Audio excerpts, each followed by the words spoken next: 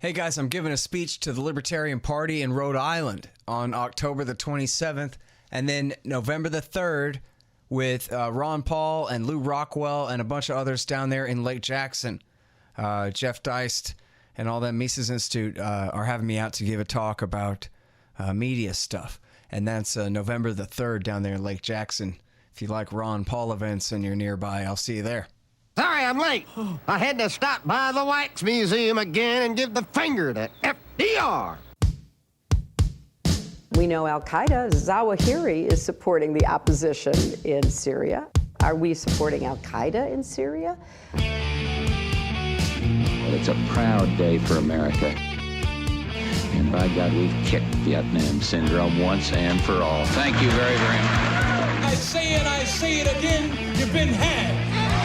You've been took. You've been hoodwinked. These witnesses are trying to simply deny things that just about everybody else accepts as fact. He came, he saw, he died. Well, we ain't killing their army, but we killing them. We be on CNN like, say our name, bitch, say it 3 times. The meeting of the largest armies in the history of the world. Then there's going to be an invasion. All right, you guys, Friday morning. Well, Friday lunchtime. Time to talk to Sheldon Richman. Hey, Sheldon, how you doing? I'm doing fine, Scott. How are you? I'm doing good. Hey, you are the executive editor of the Libertarian Institute. That's our institute, libertarianinstitute.org.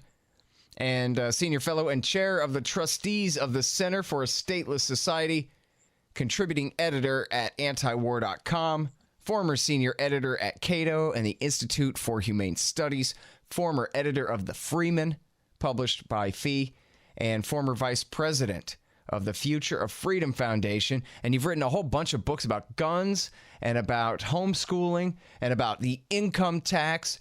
And your latest is America's Counter-Revolution, the Constitution Revisited, where the Articles of Confederation were sort of all right, but the Constitution was the original Patriot Act, right-wing counter-revolution against all the freedom gained in the revolution. So that's what everybody needs to know about you, which I never do say because it takes so long. But you're the greatest, man. So yeah, I know exactly. So hey, so and one of the things I really like about you too is you really care about this Israel-Palestine issue, and you always write such insightful stuff about it, and I mean insightful in both senses of that term, I guess. This one is called I do care about it. Yeah, well, good. Yeah, me too. The Insidious Wiles, and you know what? I know a lot more about it because of you. The Insidious Wiles of Foreign Influence: Trump, bin Salman, and Netanyahu. So, of course, this is all Saudi policies, all tied up with Israel policy and all this and that. So, I guess you want to start with the apparent, alleged, certainly the disappearance, the alleged murder of Jamal Khashoggi by the Saudis. And I like how you compare it to the war in Yemen and the various levels of outrage there.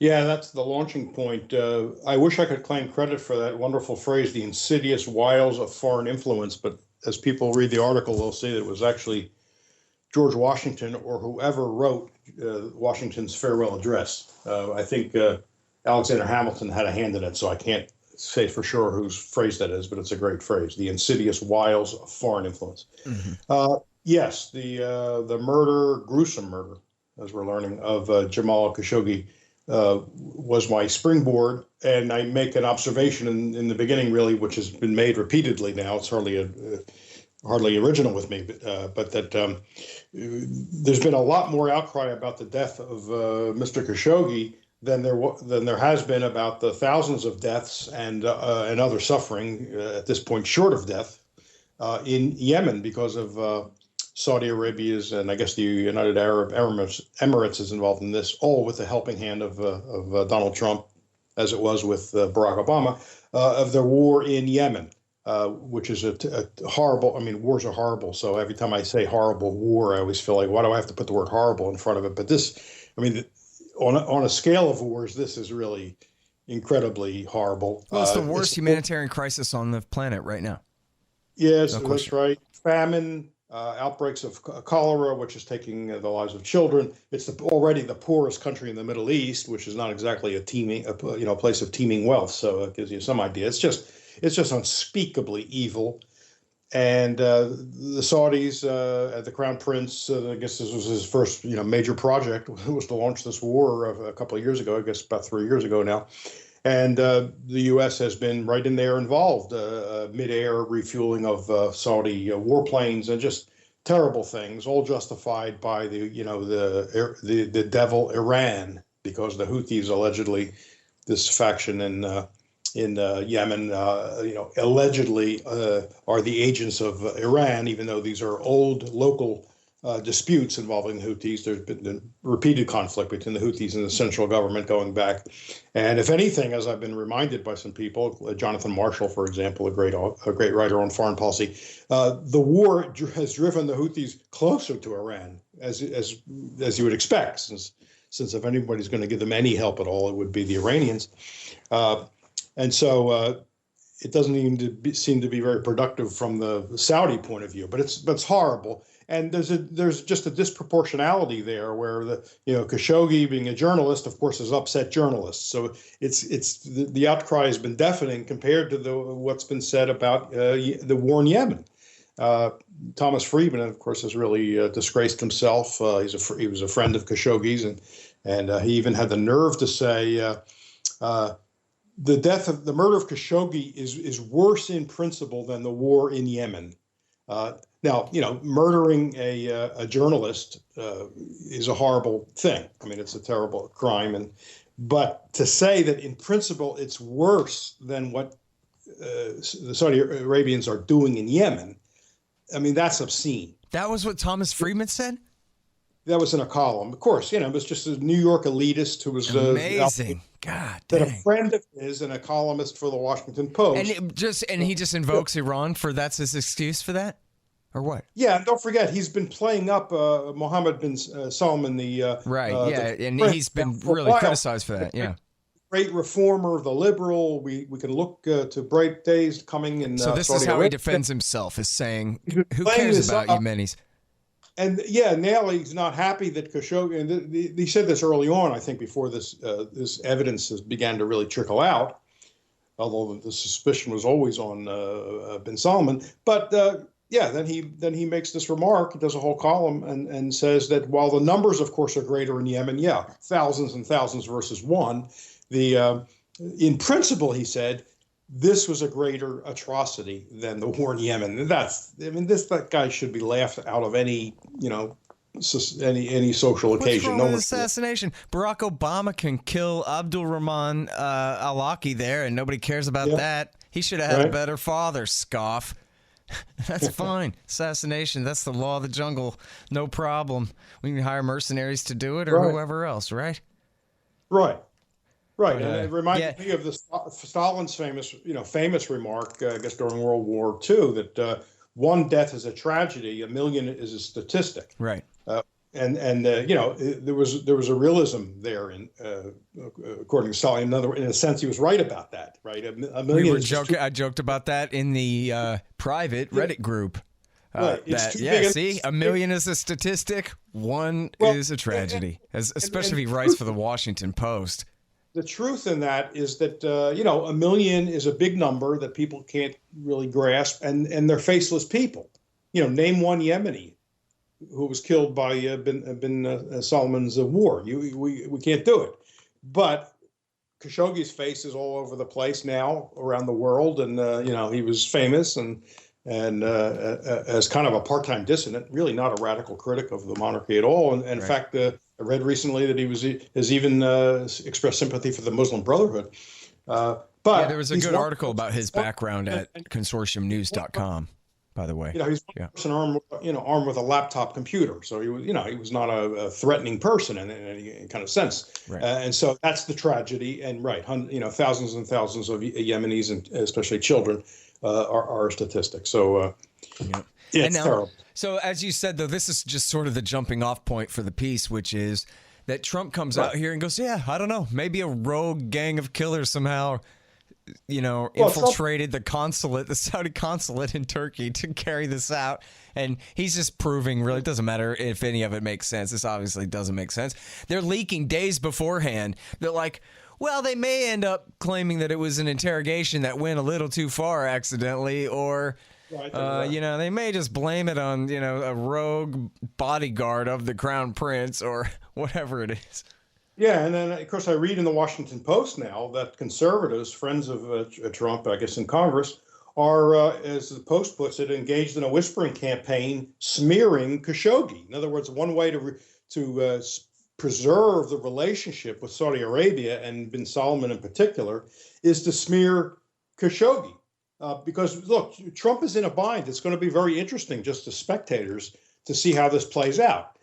He's got to say some things that sound critical because it's just such an outrageous thing for bin Salman and his people to have done to this guy. But on the other hand, he thinks at least he needs the Saudis, and I guess from his point of view, he does need the Saudis. First of all, he wants to sell arms. He's our, what did I call him in the piece? He's our arms trafficker in chief. That's his job. He thinks the key to making the American economy great again is to sell a lot of weapons, because he can brag that, we have a $110 billion deal with the Saudis. It's actually not that much. They're not committed to $110 billion.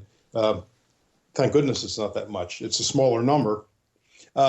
But anyway, he likes to brag about that, just like he likes to brag about other things, about keeping jobs and attracting foreign investment. And I guess the Saudis have made some kind of promise of investment in the United States. So he wants to be able to say that to satisfy his base, to do the populist, make the populist appeal that he's helping exports and bringing in jobs. And on the other hand, then don't forget, he's also, of course, he's extremely close to Netanyahu in Israel, and Israel and Netanyahu have this now informal, not so implicit alliance with the Saudis for the dual purpose of intimidating Iran. They would say, like, putting Iran back in its bottle. And we can talk about that, I'm sure, in a second. And on the other hand, the second part of this whole program is to shut the Palestinians up, to marginalize them, to throw them some crumbs, and make them somehow satisfied with a few dollars in economic development or some jobs, so they'll forget about other things like the theft of their land and the inability to return to their homes, and actual freedom for the Palestinians in Gaza and the West Bank, and even internally in Israel itself. So he thinks he needs Saudi Arabia, and I guess from his point of view, he does need Saudi Arabia for this job. I don't know what happens if Saudi Arabia were not available to him. I'm not sure what he'd be able to do. And same with Netanyahu. It's been pointed out, there's a link in my article, that Netanyahu's been completely quiet about the Khashoggi obviously death, disappearance, first of all, but then clearly death. When at a former time, the Israeli officials would be, bringing the world's attention to Arab atrocities and Arab crimes all over the place, they're totally quiet about this. Why? Because bin Salman is Netanyahu's ally and friend. So we get this triumvirate here, this trio, this vicious trio of Trump, bin Salman, and Netanyahu. That's trouble. That's trouble for the world that wants to live in peace and see justice. Hey, you guys, if you're good libertarians, go ahead and submit articles to the Libertarian Institute. Maybe I'll run them. You can find out all the submission guidelines there at libertarianinstitute.org. So I did quit Twitter, not because they banned me for a week, but because I've been trying to quit anyway. I've got a lot of book reading done, and now I'm writing another one here. And so I'm glad to be done with that. But I am still on Reddit, but it's a private Reddit group. Tom Woods convinced me to do it. He wanted me to do Facebook, but it's on Reddit. Anybody who donates more than $5 a month by way of PayPal or patreon.com/Scott Horton Show, or whatever you want, send a check. You get access to the private Reddit group at r/Scott Horton Show. And we got about 90-something people in there now, and it's a good little group. And so I spent some time in there if you want to check that out. Well, there's this article in the Jerusalem Post. I'm not sure if you saw it, and the title was very misleading. It was like Khashoggi or bin Salman and the Jewish question. or something like that. Yeah. But from the point of view of a Likudnik, it wasn't like an anti-Semite being overly broad. It was a Semite being overly broad. And, identifying Israel, the right-wing government of Israel's interests as the interests of all Jews everywhere, which...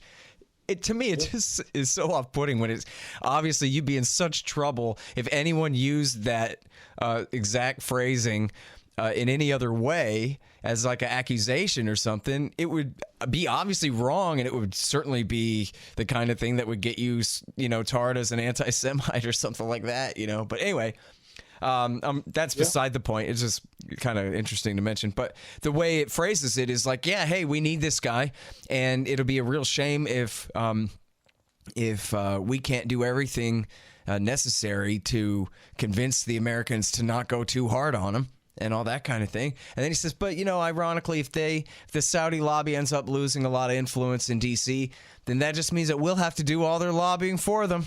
And so that'll just draw us even closer together with them and put them even more at our service. So it's really something else to read, actually.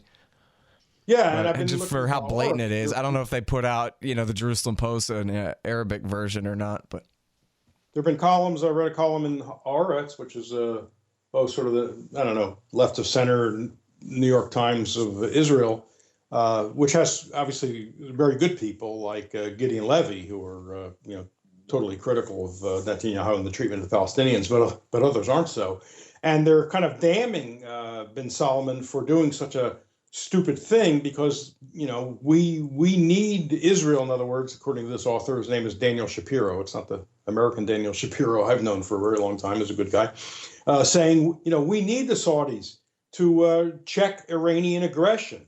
And so, damn this bin Salman for messing things up. Doesn't he know there are certain lines you don't cross? And he quotes what was said about Napoleon after Napoleon had eliminated some opponent. It's worse than a crime. It's a mistake.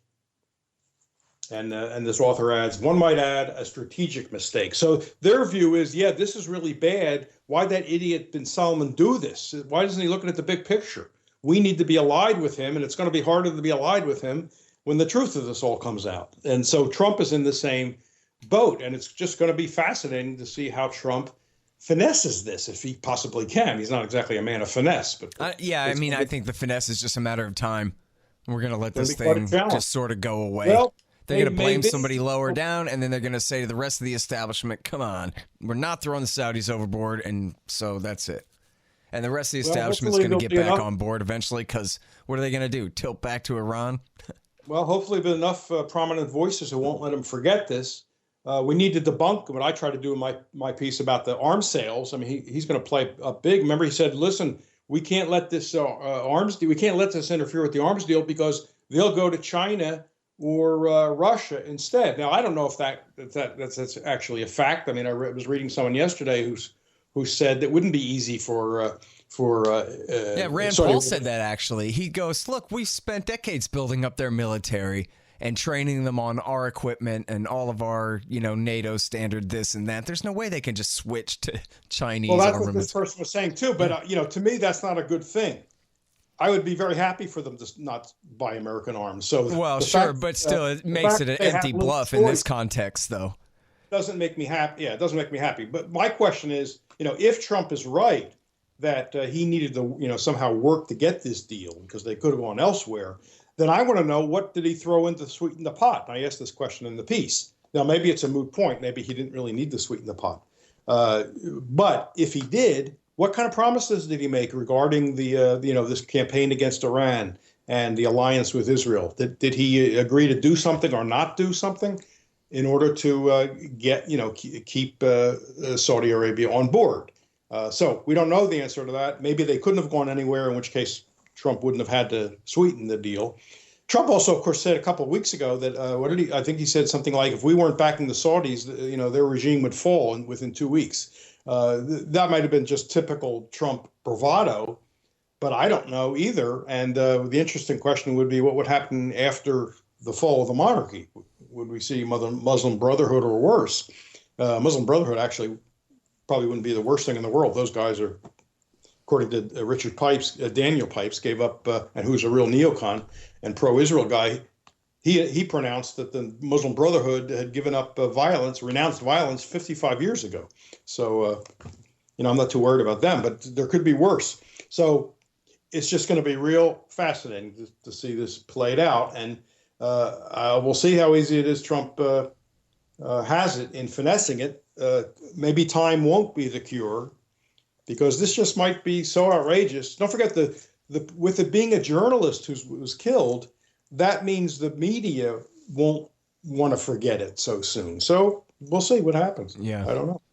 That sure was a big screw up for them to do. I mean, yeah, they can kill whoever they want, but not a Washington Post writer. That's the old cliche about never pick a fight with people who buy their ink by the barrelful. And that was just talking about, being snarky with the New York Times. That wasn't talking about assassinating one of their writers. Well, that's right. The whole media world, at least in the West, is going to really pound away at this. And Bin Laden. I mean, I call him Bin Laden. Bin Salman, Crown Prince. Might have played the wrong card. I mean, it's possible that he's already on thin ice with the war in Yemen. There got to be people around even the royal family that are much more pragmatic than this hothead. Well, and here's the real point of your article too, kind of from the larger picture, is that our government is just at the mercy of whatever foreign powers, where this whole thing about the constitutional republic, like in your book, the Constitution that replaced the Articles of Confederation, now that thing is long gone too. We simply have an imperial court, and it's run by those who have the most at stake. Foreign governments. And so the American people we're just like props in this. We only are here to pay taxes and suffer inflation so that these people can just buy up lobbyists and have these policies and kill whoever they want and do what they want. Let's stay on the Saudi side for a minute, though, because I think there's an important point here. It seems hard to believe that there aren't people in the royal family there. There are a lot of them, don't forget, and who can't believe that bin Salman is doing what he's been doing. And I'm not just talking about Khashoggi. That might be the last straw. The war in Yemen, I'm sure, has upset some people saying, what the heck is he doing? He's a hothead. He's not very intelligent. This is just going to create trouble for us. Not that the humanitarians, they could be purely egoistic about this. This is just not a good idea for us, for him to be doing this. So, would I be surprised if I woke up tomorrow morning and found out there'd been a coup, or that, at least some sort of quiet coup where he's just disappears, or he's no longer, it's announced he's no longer the crown prince? I wouldn't be surprised by that. There must be more realistic people around that, that court who think he was the wrong guy. And of course, his father, the king, is, at some stage of dementia. So I don't know what position he's in to call any shots. So, other things could happen on that side. Now, you're certainly right about what you said about the influence of foreign powers, and that was the point of my quoting the great paragraph, probably the best paragraph in Washington's farewell address, where he warns about this. I mean, it was such a great warning about how you don't want to have either excessive regard for any power, excessive partiality, he says, or excessive dislike. He covers both sides of it, right? You don't want to be too attached to any country because it's going to be bad for liberty. And so we have it in both cases. We have this excessive partiality for both Israel and Saudi Arabia, and this excessive dislike, which I don't understand, for Iran. Iran is no threat. We know from our friend Gareth Porter, his great, well-documented book, that they don't aspire to have nuclear weapons. They never were building nuclear weapons. And so they're not a threat. They have never threatened the United States. Despite what people think, they've not threatened to nuke Israel. And so if anybody's going to be, I'm against alliances, but if anybody's going to be an ally in the Middle East to the United States, I choose Iran. As I put in there, if you're standing in downtown Riyadh and standing in downtown Tehran, guess which is the shorter walk to the nearest synagogue? It's in Tehran. Right. There are no synagogues in Riyadh. There are synagogues in Tehran and an ancient Jewish community. Even when Ahmadinejad was saying there was no Holocaust, when one of the leaders of the Jewish community said, "You're wrong about that," nothing happened to the guy. He didn't disappear in the middle of the night. The Iranian government, not that I'm in favor of subsidies, the Iranian government, even under Ahmadinejad, continued to subsidize the Jewish community and the big Jewish hospital in Tehran, which doesn't only serve Jews and doesn't only employ Jews, but it's called a Jewish hospital. Subsidies continue to flow, just like it flows to other hospitals. Nothing happened when this guy spoke up and said, you're wrong about the Holocaust, Ahmadinejad.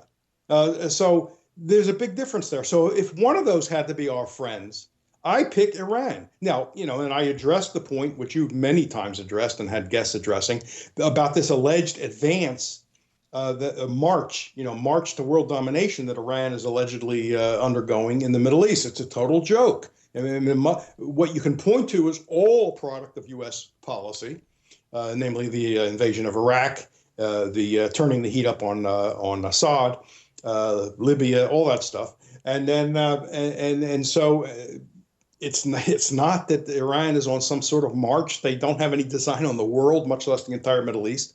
It's just a manufactured crisis to take Gareth's title and broaden it beyond the nuclear issue.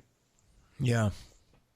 And now, so on the foreign lobbies there, Saudi, Israel, and whoever else, I'm reminded of Walton Mearsheimer's book about the Israel lobby, where they are at great pains to say, hey, this is the game of democracy. Squeaky wheel gets the grease. These guys are expert squeakers, and never mind all Grant's work on all the laws they bend and break, but just in terms of lobbying power, whether they're Americans or even foreigners, I guess as long as they register as agents of a foreign power, or if they're just Americans, they have every right to participate in the system and to try to get Congress to do what they want. It's up to everybody else to disagree and win out.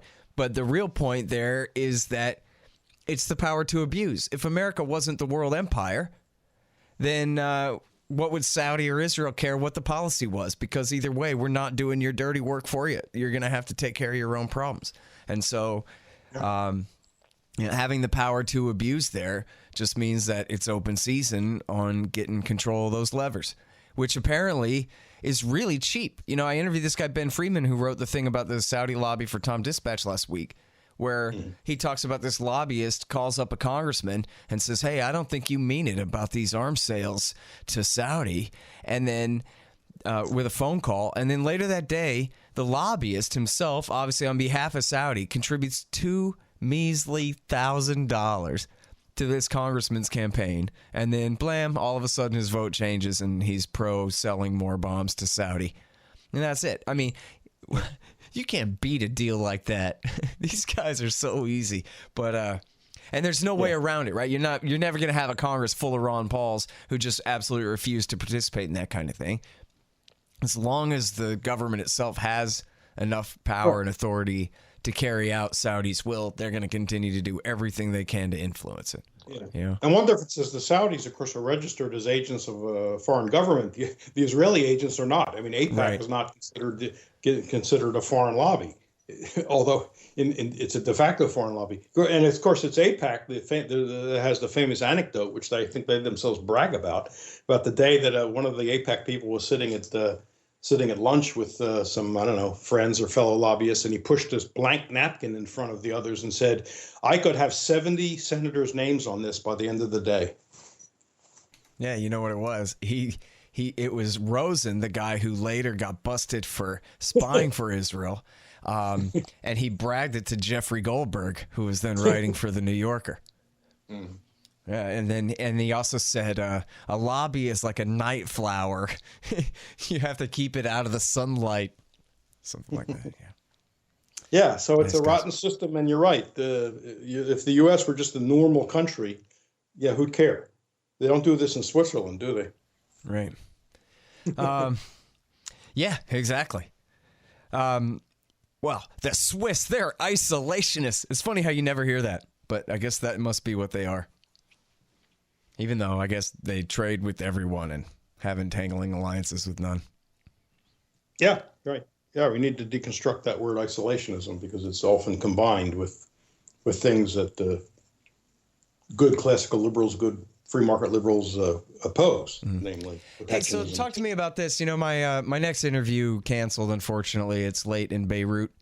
So I'm going to have to catch up with her tomorrow. But so as long as I got you here, let's talk about how Donald Trump is a rich businessman. And I know that that's not the same thing as being an Austrian school economist.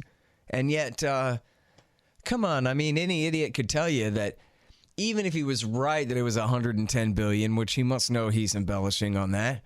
But even if he's right, I mean, that doesn't mean anything. That's hardly anything compared to the gross domestic product. And that's even if you have no understanding of the unseen at all and opportunity costs at all.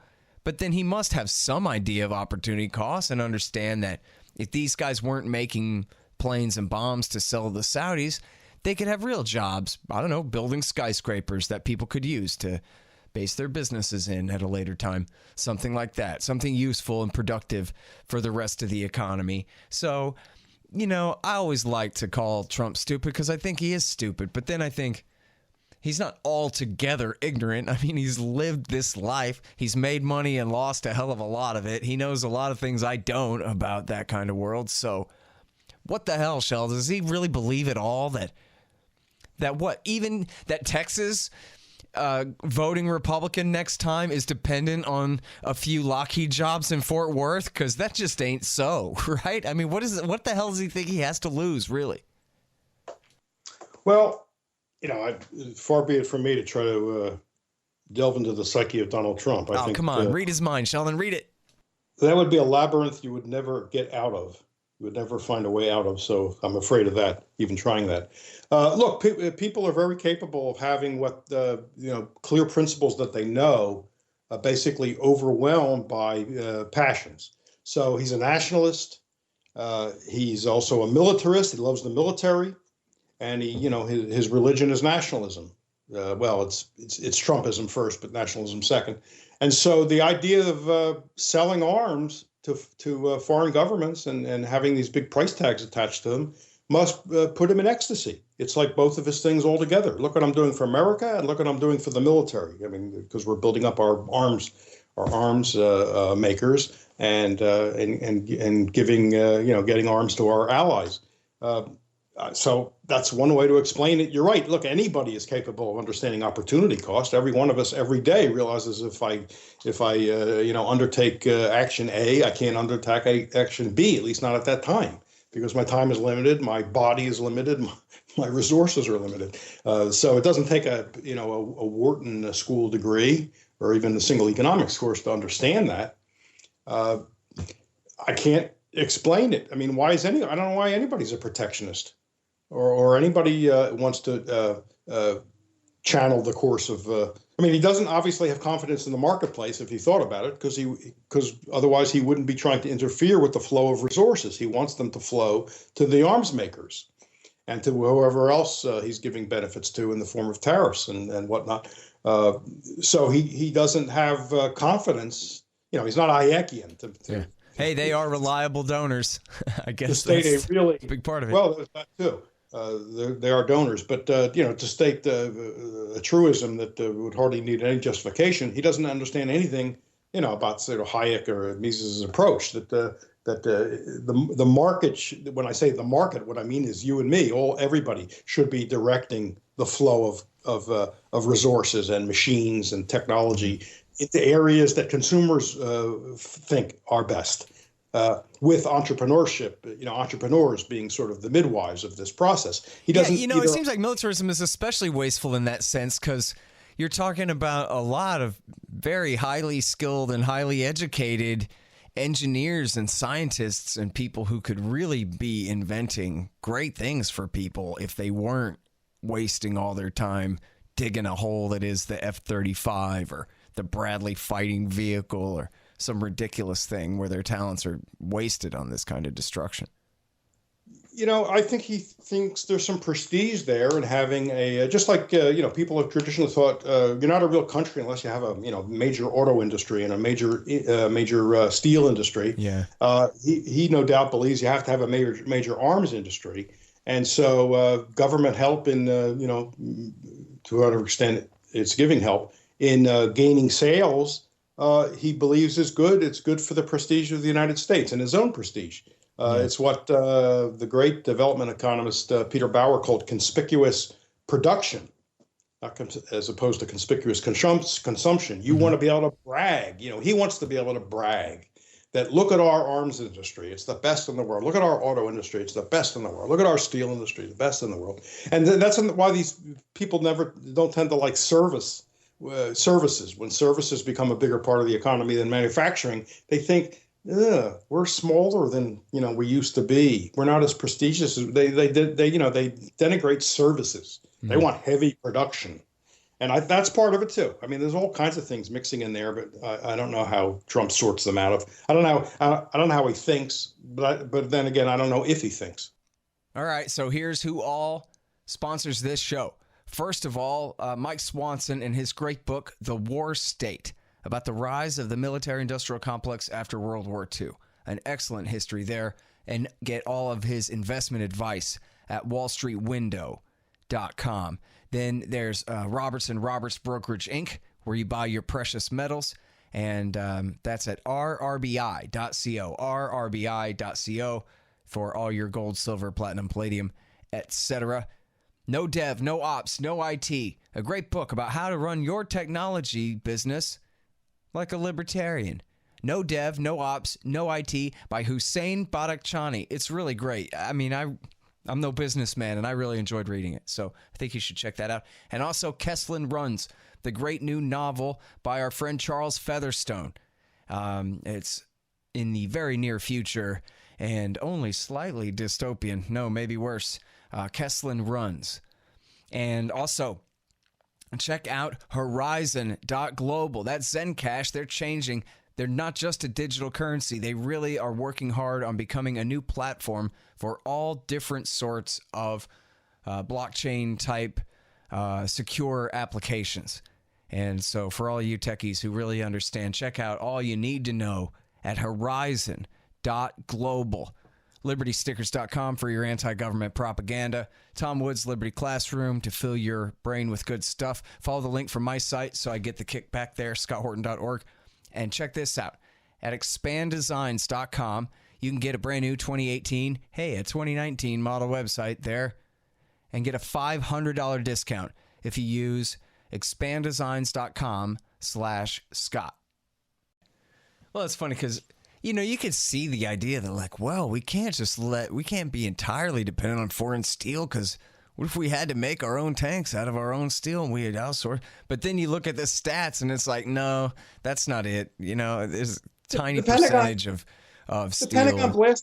The Pentagon blasted that out of the water. When he invoked national security for tariffs on aluminum and steel, the Pentagon itself said that's ridiculous. Yeah, that they're just, in fact, not dependent on foreigners for those supplies whatsoever. Right, that's a bogus thing. You can always say, Khrushchev once said the most important strategic good are buttons, because buttons keep the soldiers' pants from falling down. So you can defend anything on national security grounds and get all kinds of government intervention in the name of national security. Yeah. And Khrushchev had a sense of They don't have suspenders over there? What the hell? Khrushchev did have a sense of humor, I'll give him that. Yeah. And he was better than Stalin. Well, you know what? It's a sliding scale when it comes to Soviet dictators. When you follow Stalin, almost anybody's going to look good, right? Yeah, very good. He could have been worse. Listen, we could have gone to war over Cuba, and he's one of the reasons we didn't. So that's true. I'm not totally down on Khrushchev, believe me. Yeah, gotta admit. All right, so I don't know. I guess that's it. Oh, you know what? Here's an interesting thing to talk about. You been following this story at all? This American girl who was trying to go study in Israel, and she was arrested and detained for like a week and a half or something until they forced her to renounce BDS to let her into the country. I've been sort of following it. I thought she was beginning to prevail in the courts. They wanted her to, you're right, renounce BDS. They would let her leave to go back where she started, I guess, America. Right. But they wouldn't let her go. They only kept one door unlocked, the one out of the country, but not the one into the country. So they were holding her. I thought I saw a headline yesterday, which I didn't have time to follow, saying she's gotten maybe some preliminary favorable result from the courts. So I thought things were looking up. So I don't know if there's anything new on that. Yeah, honestly, I hadn't read either. But yesterday, Eric Garris told me that she had given in and denounced BDS, and so they let her in. Oh, I didn't see I that. talked to him about that, but I'm actually looking at antiwar.com right now, and I don't know. I don't see it in the top section. Maybe she figured no one's going to believe me. I just said it to get in, and so it really doesn't matter. I don't know. Yeah. I don't know. Man, what a page on antiwar.com today, by the way. Jeez. And you know what? I'm going to try to get Danny Sherson on, but did you see what happened in Afghanistan? No. What happened? So you might remember from the book, this warlord from Kandahar province, Abdul Razak, who was Petraeus's buddy and a heroin dealer and a criminal warlord murderer type. And so he was meeting with General Scott Miller, the new commander of the war over there in Kandahar City, I think it was, or at a base near Kandahar City. And there was an insider attack. A guy in an army uniform, is the way they put it, maybe an army member, pulled out his AK-47 and he waxed Abdul Razak, and he wounded 4 Americans, and the Scott Miller, the general, got away and was unharmed. But 4 Americans were hurt, and I think 4 or 5 Afghans were killed, including this bloody warlord. And so it's funny to hear them talk about, in the news, like, oh, the death of this really, really bad guy that America was foisting on the people of Kandahar, that it was this horrible criminal and, friend of David Petraeus and puppet of American power there. This, brutal criminal. And so anyway, and I saw, I don't know if you saw this, but someone in the Reddit group posted a piece from Thomas Jocelyn at the Small Wars Journal, or from the Small Wars Journal, which is the Foundation for Defense of Democracy. It's very right-wing guys. But Jocelyn and Rogio are both kind of experts on Afghanistan, I think. And Jocelyn wrote a thing for the Weekly Standard saying, that's it, the war's over, we lost. And he doesn't say, good, just call it quits. He seems to imply that Obama could have won it or some crap, but he is certainly saying the game is up over there, absolutely, by now, that the Taliban are not going to settle for a continued presence of American troops, and apparently America's not willing to fight them over it anymore, so what are we doing? Which, I'll take it. You know what? They could have declared victory and left a year and a half ago. Should have tried that, but... And, we know, I guess, from, we know from Gareth Porter's reporting and Woodward that Trump, seemed skeptical about it, but then ended up acquiescing and increasing the number of troops. And that just shows you, he's not even what he himself, says he is among the more believable things. He's not a very good closer, right? Right. Like you said it before. Instead of just saying to those military people, look, end this war or go home, quit, and I'll find people who will. Why doesn't he do that? There's nothing to stop. And you know what? I mean, here's the thing, too. And this is one of the biggest revelations in the new Woodward book, is that it wasn't just Bannon. It wasn't like he, what's he going to do, make Bannon the National Security Advisor or something? He had General Kellogg, who was a 3-star general, who his name was floated very publicly, and no one criticized his name, as any controversial person or whatever in the mainstream media or the establishment at the time, who was floated to possibly be the National Security Advisor to replace Mike Flynn back then. And when they all went to Camp David and ganged up on him and made him do the surge in August of last year, Kellogg gave the no, let's just leave presentation and took that side. And then it's interesting in the anecdote, the middle ground presentation, you know how there's always 3 choices?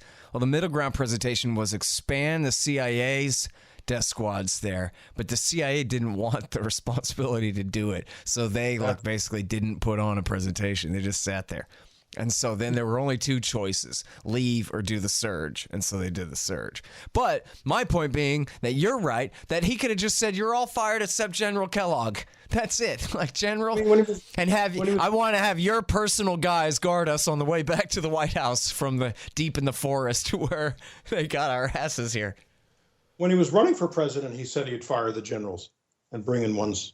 Right. Everybody laughed at him and bring in ones who were more to his liking. So why did he forget his campaign? And by the way, I'm not vouching for this guy Kellogg. I don't know anything else about him. He may want to nuke Moscow or who knows what. I'm just saying, according to this story, Trump had plenty of real cover to to choose that angle. You know, it sounded like to me.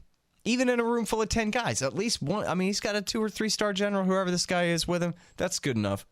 Could have been. By the way, to jump back to the previous story we were talking about, I'm looking at a Yahoo News story. It's an AFP story saying Israel's Supreme Court on Thursday overturned the entry ban on the student, on Lara Al-Qassem. And in fact, said that it was not within the bounds of reason and is revoked. It doesn't say anything about her having to recant anything. Oh, that's interesting. Well, I wish I'd known what I was talking about when I said that. I was just passing on some hearsay there that I may have misunderstood, but anyway. Yeah. All right, man. Well, I'm done complaining about stuff. I have to, I think I'm going to spend the next couple of minutes rereading this great article about Sheldon Adelson by Justin Elliott. I got him coming up to interview in a few minutes. Okay. And it's really good. Did you read this? It's No. Send me the link. Man, here it is. Trump's patron-in-chief. It's at ProPublica. Okay. Trump's patron-in-chief. And yeah, I'll put it in the Skype message thingy for you there or something. Or I'll just email it to you. Okay, great. All right. Well, thanks, Sheldon. You're the best, man. Thank you very much. You are. Yeah. All right. Sheldon Richman, everybody. He's at libertarianinstitute.org. And this will be running at antiwar.com on Monday. The insidious wiles of foreign influence. Trump, bin Salman, and Netanyahu. All right, y'all. Thanks. Find me at libertarianinstitute.org, at scotthorton.org, antiwar.com, and reddit.com/Scott Horton Show. Oh, yeah, and read my book, Fool's Errand, Time to End the War in Afghanistan, at foolserrand.us.